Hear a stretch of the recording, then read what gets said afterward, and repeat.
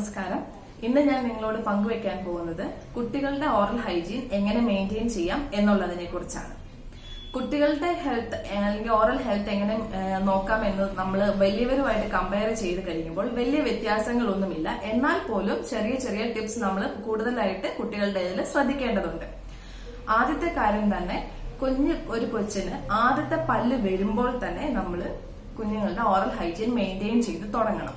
അതായത് ആദ്യത്തെ പല്ല് വരുമ്പോൾ അല്ലെങ്കിൽ 1-2 പല്ല് വരുമ്പോഴേക്കും നല്ല ക്ലീൻ ആയിട്ടുള്ള ചെറിയ നനവോട് കൂടിയ ഒരു തുണി അല്ലെങ്കിൽ ഒരു ഗോസ് നമ്മൾ അതെടുത്ത് കുഞ്ഞുങ്ങളുടെ പല്ല് നന്നായിട്ട് തുടച്ചു കൊടുക്കണം. അവർക്ക് തന്നെത്താൻ അത് ചെയ്യാനുള്ള ഒരിതില്ല, അതുകൊണ്ട് നമ്മൾ അത് നന്നായിട്ട് ക്ലീൻ ചെയ്ത് കൊടുക്കണം. അതുപോലെ തന്നെ കുറച്ചുകൂടെ കഴിഞ്ഞ് കഴിയുമ്പോൾ ഒരു 5-6 പല്ലൊക്കെ ആയി കഴിഞ്ഞ് കഴിയുമ്പോഴേക്കും ചെറിയ ബ്രഷസ് വാങ്ങിച്ച് നമ്മൾ തന്നെ അവർക്ക് അത് ബ്രഷ് ചെയ്ത് കൊടുക്കണം. ബ്രഷ് ചെയ്യുമ്പോൾ പ്രത്യേകം ശ്രദ്ധിക്കേണ്ടത് എന്താണെന്ന് വെച്ചാൽ, അഴുക്ക് എന്തെങ്കിലും മിച്ചം ഉണ്ടെങ്കിൽ അത് ഫുൾ റിമൂവ് ചെയ്യാനായിട്ട് പ്രത്യേകം ശ്രദ്ധിക്കണം. അതുപോലെ തന്നെ അവരുപയോഗിക്കുന്ന ബ്രഷസ് എന്ന് പറയുന്നത് അവരുടെ വായിൽ കുഞ്ഞു വായിൽ കയറാൻ പറ്റുന്ന സൈസിനുള്ളതും റൗണ്ട് ആയിട്ടുള്ളതും സോഫ്റ്റ് ബ്രിസൽസ് ഉള്ളതും ആയിരിക്കണം.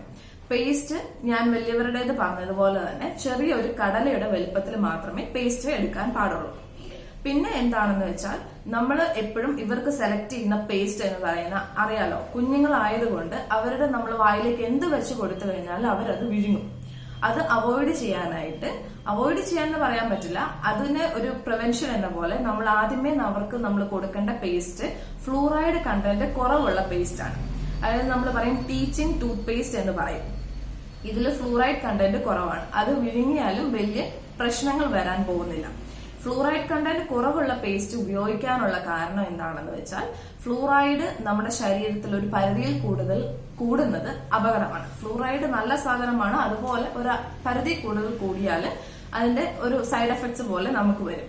കുഞ്ഞുങ്ങളുടെ പല്ലിൽ എന്താണ് വരുന്നതെന്ന് വെച്ചാൽ, ഈ പാൽ പല്ല് മാറി പുതിയ വലിയവരുടെ അഡൽസിന്റെ പെർമനന്റ് ടീത്ത് വരുമ്പോൾ അതിനകത്ത് ഡിസ്കളറേഷൻ, ഒരു ബ്രൗൺ കളറിൽ കളറേഷൻ വരും. അത് മാറാനും ബുദ്ധിമുട്ടാണ്. അതിന് വേറെ ട്രീറ്റ്മെന്റ്സ് ഒക്കെ ചെയ്യേണ്ടി വരും. അത് അവോയ്ഡ് ചെയ്യാൻ വേണ്ടിയിട്ടാണ് ഈ ഫ്ലൂറൈഡ് കണ്ടന്റ് കുറവുള്ള പേസ്റ്റ് ഉപയോഗിക്കാൻ പറയുന്നത്. പിന്നീട് അവർക്കൊരു ബോധ്യം വരും, അത് വിഴുങ്ങാനുള്ളതല്ല എന്ന് അവർക്ക് സ്വയമായിട്ടൊരു ബോധ്യം വരുമ്പോൾ ആ ഒരു സമയമാകുമ്പോഴേക്കും അല്ലെങ്കിൽ ഒരു 2 വയസ്സൊക്കെ ആകുമ്പോഴേക്കും പതുക്കെ നമുക്ക് ഫ്ലൂറൈഡ് കണ്ടന്റ് ഉള്ള പേസ്റ്റ് ഉപയോഗിച്ച് തുടങ്ങാം.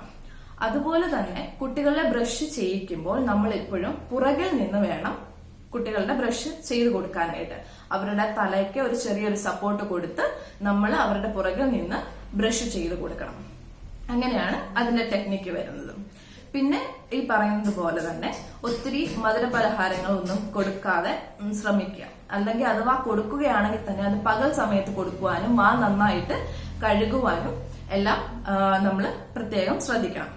പിന്നെ കുട്ടികളിലെ കേട് വരുന്നത് തടയാനായിട്ട്, വായില് പല്ലിൽ കേട് വരുന്നത് തടയുവാനായിട്ട് നമുക്ക് സാധാരണ ചെയ്യുന്ന ഒരു ടെക്നിക്ക് എന്ന് പറയുന്നത് ഒരു ടോപ്പിക്കൽ ഫ്ലൂറൈഡ് ആപ്ലിക്കേഷൻ എന്ന് പറയും. നമ്മൾ പല്ലുകളുടെ മുകളിൽ കൂടെ ഫ്ലൂറൈഡും ചെറിയതായിട്ട് കുറച്ച് സമയത്തേക്ക് അത് വെച്ച് കൊടുക്കുകയാണ്. അങ്ങനെ ഫ്ലൂറൈഡ് വെച്ച് കൊടുക്കുന്നതോട് അതിനകത്ത് എന്താ ഗുണം എന്ന് വെച്ചാൽ, പല്ലിന്റെ കേട് വരുന്നത് കുറയുകയും പല്ല് നന്നായിട്ട് രീതിയിൽ ഇരിക്കുന്നത്, അഴുക്കുകൾ വന്ന് അടിഞ്ഞു കൂടുന്നത് തടയാനൊക്കെ ഇത് സഹായിക്കുന്നു.